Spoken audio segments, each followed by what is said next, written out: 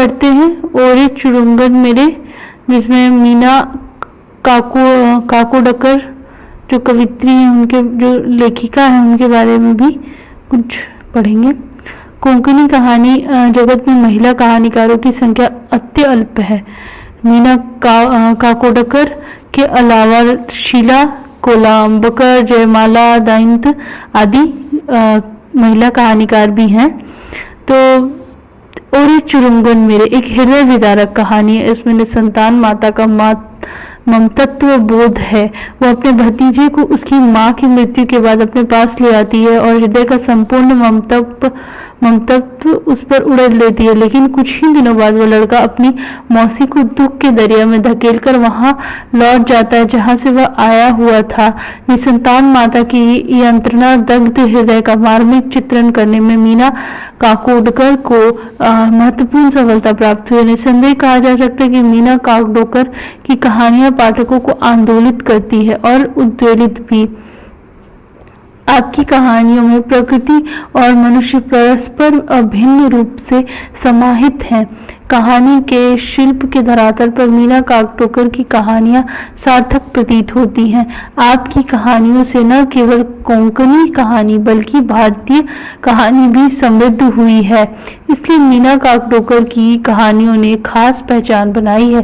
कोंकणी कहानी संसार में मीना काकोडकर का स्थान अति महत्वपूर्ण है। पढ़ते हैं। भारतीय समाज में सदियों से निसंतान माताओं को अभिशप्त माना गया है। ग्रंथों जो है पुराण उपनिषद में भी इसके प्रमाण मिलते हैं। संतान विहीन माता को कभी कुल की कलंकिनी भी कहा गया है तो कभी पिशाचिनी भी। नारी जीवन की सफलता और सार्थकता उसके मातृत्व में है, ऐसा भी माना जाता है। समीक्षण कहानी में मौसी के माध्यम से माता न बन पाने की यंत्रणा को रूपायित किया गया है। भारतीय नारी की ममता उसकी सर्वश्रेष्ठ विशेषता है। मौसी उस ममता को अपनी दीदी के पुत्र पर दोनों हाथों से लुटाती है। मातृहीन बच्चे पर दयाद्र होकर उसे अपने पास ले आती है, उसे तमाम सुख सुविधाएं पहुंचाती, कहीं लड़का उब न जाए इसका ख्याल रखते हुए। तब मौसी अपना काम छोड़कर मेरे साथ खेलती थी। मौसी के साथ खेलने में बहुत मजा आता था। मैं ठगा भी लूं तो मौसी समझ में कुछ नहीं आता था। इस तरह से कहानी चलती है कि मौसी उससे बहुत प्यार करती है, उसका बहुत ध्यान रखती है। उसने अपनी ओर से बच्चे की परवरिश करने में कोई कोताही न बरती थी। बच्चे के साथ रहकर उसे मानो सारे स्वर्गीय सुख प्राप्त होते थे। स्कूल भेजते समय आंगन में खड़ी रहकर देखा करती थी। बच्चे की लालन पालन, उसके साथ खेलकूद और उसके संस्पर्श से मौसी का मातृत्व साकार होता था। उसने भुला दिया था कि बच्चा उसका अपना नहीं, उसकी दीदी का है। मौसी अपने मातृत्व को लेकर काफी चिंतित रहती है। छोटी सी घटना को लेकर वह आशंकाग्रस्त रहती है। बच्चे रोज स्कूल जाते समय मोड़ पर आम के पेड़ के पास पहुंचते ही पीछे मुड़कर देखा करता और हाथ हिलाया भी करता। इस पर मौसी परम प्रसन्न रहा करती थी। बाल सुलभ आचरण के चलते कभी बच्चे ने हाथ हिलाना भुला दिया, इससे मौसी बिल्कुल दुखी हो जाती है, तमाम आशंकाओं से घिर जाती है। बच्चा रघु स्कूल से लौटता है तो हाथ न हिलाने का कारण पूछती है। कहानीकार ने मौसी के माध्यम से कहलवाया है, ऐसे कैसे भूल गया, तुझे तो मुझसे अपनापन ही नहीं है, मैं ही तुझ पर जान देती हूँ। इतनी में मौसी की आंखें भर जाती। दरअसल मौसी के उपयुक्त कथन में ममता घुला हुआ है। यह मीठी शिकायत है तो प्यार का इजहार भी। ध्यान से देखा जाए तो उसके अंदर मातृत्व को लेकर कहीं न कहीं असुरक्षा का भाव भी है। इसीलिए उस रात को रघु को मौसी ने चुरुंगुन की कहानी सुनाई थी। इस तरह की कहानियां लोक कथाओं के रूप में सदियों से चली आ रही है। उप कहानी की मूल कथा को तीव्रता प्रदान करती है। चुरुंगुन और मौसी की कहानी के माध्यम से रघु और मौसी संकेतिक हैं। चुरुंगन की मौसी की यंत्रणा रघु की मौसी की यंत्रणा से बनकर प्रकट होती है। प्रासंगिक कथा बिल्कुल छोटी सी है, लेकिन उसमें पैनापन है, मार्मिकता है और हृदय को द्रवित करने वाली भी है। चुरुंगुन यानी पक्षी शावक की कहानी आपको स्मृति में होगी ही, फिर भी उसे यह प्रस्तुत करना समुचित होगा। लेखिका के शब्दों में कहानी प्रस्तुत है कि एक चुरुंगुन होता है, नन्हा सा होता है, जिसकी मौसी उसे संभालती है। इस कहानी के बारे में बताती है रघु को उसकी मौसी कि उसने उसे उड़ना सिखाया, उसे संभाला और जब उसके पंख हुए तो वो अब चुरुंगुन अपनी मौसी को छोड़ के चला जाता है। मौसी चुरुंगन को बुला न सकी। वो उसकी राह देखती रही और उस चुरुंगन की याद में मौसी घोंसले में रोती रहती थी। मौसी अपनी आप बीती सुना रही है। चुरुंगन की मौसी की कहानी एक बहाना है अपनी दास्तां सुनाने का। वह मुई थी बड़ी बदनसीबी के कारण निसंतान होना। लोक कथा में रघु की मौसी ने अपनी भावनाओं को अभिव्यक्त किया। चुरुंगन उड़कर चला गया। चुरुंगन वापस आ सकता है। हृदय की प्यास और ममतव्य की भूख मिट सकती है। तमाम निराशाओं और यंत्रणाओं के बीच आशा और आनंद का संधान करना वह भारतीय दर्शन है और भारतीयता का मूल मंत्र है। चुरुंगन की कहानी सुनाते समय मौसी को रोना कहीं न कहीं इस बात का द्योतक है कि मौसी का हृदय किसी के कोने में भावी विरह की आशंका घनीभूत हो रही थी। मौसी की स्थिति वैसी न हो जाए जैसी चुरुंगन की मौसी की थी। तभी तो कहानीकार ने वर्णित किया। कहानी सुनाते सुनाते मौसी खुद ही रोने लगी। उसका रोना देखकर मैं भी रोने लगा। मौसी ने मुझे गोद में लिटाया, थपथपाते हुए धीमे स्वर में वगाने लगी, ओरे चुरुंगन मेरे कब आएगा तू, प्यार करती हूँ तुमसे मैं पर भूल गया रे तू। मौसी ने पराये को पूर्णतः अपना लिया था। ममत्व से मातृत्व को भर दिया था। उसे सख्त धक्का पहुंचता है। यूं कह सकते हैं कि उस पर वज्रघात होता है जब रघु को लेने उसके पिता अचानक आ पहुंचते हैं इस बात पर कि रघु को लेने आया हूँ, मौसी का काटो तो खून नहीं।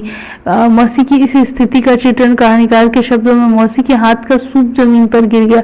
उसमें से चावल सब जगह बिखर गए। मौसी बिल्कुल गई बीती, सूप भी ठीक तरह पकड़ना नहीं जानती। अंततः कहा जा सकता है कि आलोच्य कहानी में मीना काकोडकर ने निसंतान मातृ हृदय की त्रास्त स्थितियों को अत्यंत मर्मस्पर्शी ढंग से चित्रित किया है। ओरे चुरुंगन मेरे कहानी की प्रारंभिक पंक्ति माँ की मौत के 2 दिन गुजरे थे। बच्चे का नाम रघु बमुश्किल 8 वर्ष का होगा। इस बच्चे की स्वाभाविक इच्छाओं और प्रतिक्रियाओं का कहानी में चित्रण किया गया है। आपको बताना अनुचित न होगा कि कहानी में मातृत्व की भावना को महत्व दिया गया है, लेकिन इस प्रक्रिया में मातृहीन बच्चे को के मनोविज्ञान को भी बड़ी शिद्दत के साथ चित्रित किया गया। रचनाकार की मनोवैज्ञानिक सूझबूझ तो मिलती ही है, साथ ही उसके मनोवैज्ञानिक परिचय का भी पता चलता है। बच्चे के लिए माँ सब कुछ होती है। पिता के साथ वैसा लगाव, जुड़ाव या प्रेम भाव बच्चे का नहीं हो पाता जितना कि माँ के साथ होता है। मातृहीन बच्चे के लिए सबसे बड़ा सहारा होता है माँ की स्मृतियों में डूबे रहना। माँ के साथ बिताए गए एक एक पल की स्मृति तरोताजा होती है। भले ही रघु पड़ोस की सुरंग की गोद में हो अथवा पिता के बगल में, उसे तो माँ की याद आती है। वह वर्तमान की तुलना अतीत से करता है। कहना न होगा कि अतीत सुखद तो था ही, भविष्य को संवारने वाला भी हुआ करता है। पिताजी को माँ की याद में रोते हुए देखकर बच्चे को रोना सहज स्वाभाविक है। पिताजी उसे सहलाते हैं तो रघु को अपनी माँ के सहलाने की याद आती है। अगर माँ से भी अधिक प्रेम मौसी बच्चे को करे तो क्या मौसी माँ नहीं बन सकती? बच्चे के लिए माँ का स्थान कोई दूसरा नहीं ले पाता। माँ माँ होती है और मौसी मौसी ही रहती है। मौसी प्यारी होती है जरूर, लेकिन गाली गलौच, मारपीट, डांट फटकार के बावजूद बच्चे के लिए माँ सर्वाधिक प्यारी होती है। इस बाल सुलभ भावना को मीना काकोडकर ने कहानी के अनेक स्थलों पर चित्रित किया है। मौसी के कपड़ों से फूलों की सी खुशबू आ रही थी। माँ के कपड़ों से हमेशा धुएं की गंध आती थी, पर मेरा मन चाहा कि मौसी के कपड़ों से धुएं की ही गंध आती तो कितना अच्छा होता। मौसी जरा भी माँ जैसी नहीं दिखती। मेरी माँ सांवली थी तो मौसी तो थी गोरी। माँ के बगल में सोते हुए धुएं की अच्छी सी गंध आती थी। सुरंग की साड़ी से भी वही खुशबू आती है जैसी कि माँ की साड़ी से आती थी। उस गंध का चिंतन करते हुए मौसी की बगल में घुसा। मौसी सुर कर रस्सी खींचकर गागर के कुएं का पानी निकालकर मेरे सर उड़ेल देती, पूरे बदन में साबुन लगाती। घर पर मैं अकेला ही नहा लेता था। मैंने माँ को कभी मुझे नहलाने नहीं दिया। मैं क्या अब नन्हा सा बच्चा था? पर मौसी सुने तब ना।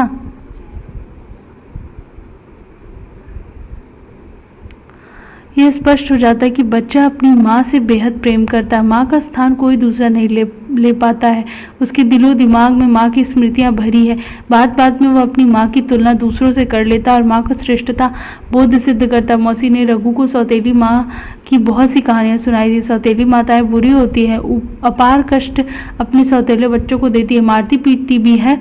ऐसी बातें रघु ने सुन रखी थी। इधर पिताजी और मौसी जी के वार्तालाप सुनकर रघु ने समझ लिया कि उसके पिताजी ने दूसरी शादी कर ली है। तब यह सोचकर मुझे रोना आया और माँ की याद में हिचकियों पर हिचकियां भरता रहा। ऐसा प्रतीत होता है कि कहानीकार ने आंखों देखा हाल ही नहीं बल्कि अंगों से निभाई गई स्थितियों का चित्रण किया है। बालक के हृदय की गहराई में बैठकर उसकी मानसिक स्थितियों का खुलासा किया। बच्चे चंचल होते हैं तो उनके मानसिक भाव भी तो स्थिर नहीं होते। सिसकियां भर भर कर रोने वाले रघु को जैसे ही पता चला कि पड़ोस में रहने वाली और रघु को बहुत चाहने वाली सुरंग ही उसकी सौतेली माँ है, तब बच्चे की मानसिक स्थिति तत्काल बदल जाती है। कौन वह सुरंग?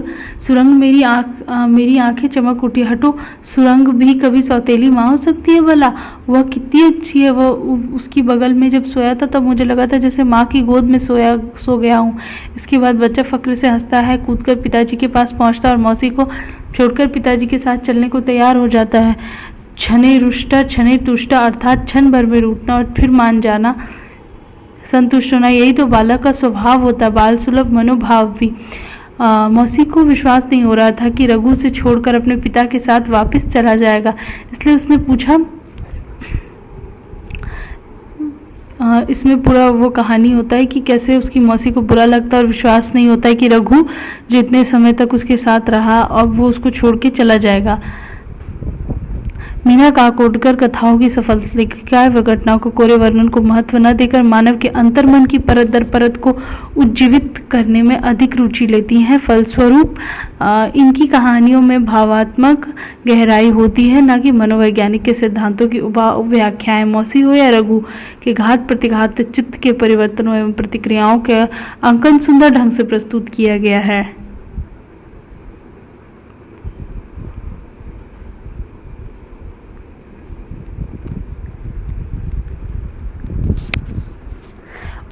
आलोच्य कहानी ओरे चुरुंगन मेरे की पृष्ठभूमि कोंकणी समाज है, परंतु ये कहानी कोंकणी समाज तक सीमित नहीं है। इस कहानी की जो संवेदना है उसका फलक अत्यंत व्यापक हो सकता है। संपूर्ण भारतीय समाज में निसंतान माता और मातृहीन बालक के प्रतिनिधि बन सकते हैं मौसी और रघु। इस कहानी में सामाजिक संस्कार और मान्यताओं को भी कहानीकार ने बखूबी चित्रित किया। मान्यता है कि घर से कहीं बाहर निकलते समय थोड़ी दूर के बाद पीछे मुड़कर राह गोरने वाले को हाथ हिलाने से अपनापन जाहिर होता है। रघु एक बार हाथ हिलाना भूल गया तो मौसी को बहुत अधिक बुरा लगता है। यह मध्यम वर्गीय संस्कार है। पीछे मुड़कर हाथ न हिलाने से मौसी समझ लेती कि रघु को उसके प्रति कोई लगाव नहीं है। उसकी आंखें भर जाती है। फिर यह एक और प्रसंग है कि सौतेली माता के प्रति समाज की सोच अत्यंत सीमित दायरे की होती है। यह जरूरी नहीं कि सभी सौतेली माँ अपने सौतेले बच्चों को कष्ट पहुंचावे। कुछ अच्छी और बहुत अच्छी भी होती है, लेकिन समाज की मान्यता भला कहाँ बदलती है। 8 बरस का बच्चा रघु पिता के साथ अपने गांव लौटते वक्त इतना खुश और मशगूल था कि वह हाथ हिलाना फिर भूल जाता। कहानी के अंतिम 2 वाक्य हैं। आम के पेड़ के पास पहुंचने पर पीछे मुड़कर मौसी को हाथ हिलाना मैं भूल गया था, बिल्कुल भूल गया था। मीना काकोडकर ने कोंकणी कहानी को नई दिशा प्रदान करने में महत्वपूर्ण भूमिका निभाई है। अंतर्मन की परतों को उगाड़ने में अधिक रुचि दिखाई है। और ओरे चुरुंगन मेरे एक चरित्र प्रधान कहानी है। इसमें विवाहित नारी यानी मौसी के निसंतान होने की पीड़ा को बार बार व्यंजित हुई है। मातृत्व का सुख प्राप्त करने के लिए वह अपनी दीदी के बेटे को साथ ले जाती है। उस पर तमाम स्नेह और ममता उड़ती है, लेकिन एक दिन उस बच्चे रघु के पिता अचानक आ जाते हैं और रघु को अपने साथ ले जाते हैं। मौसी की स्थिति अत्यंत मार्मिक हो उठती है। उसके सारे अरमान लूट जाते हैं, कल्पनाएं चूर चूर हो जाती है। यथार्थ से टकराकर उसकी इच्छाएं अतृप्त रह जाती हैं। मौसी के मातृ हृदय की कसक और यंत्रणा का सार्थक चित्रण प्रस्तुत करने में कहानीकार कोई कसर नहीं छोड़ते। मीना काकोडकर भाषा का कुशल प्रयोग करती हैं। अपनी जादूगरी शैली में वो अपने पाठकों के हृदय को बांधे रखती है। शब्द प्रयोग में अत्यंत कुशल इस कहानी में अपने नैसर्गिक भाव को सार्थक ढंग से प्रस्तुत किया गया है। इसकी संवाद योजना भी बहुत अच्छी है। जो कहानीकार ने पात्र अनुकूल और प्रसंगानुकूल संवाद प्रस्तुत किए हैं।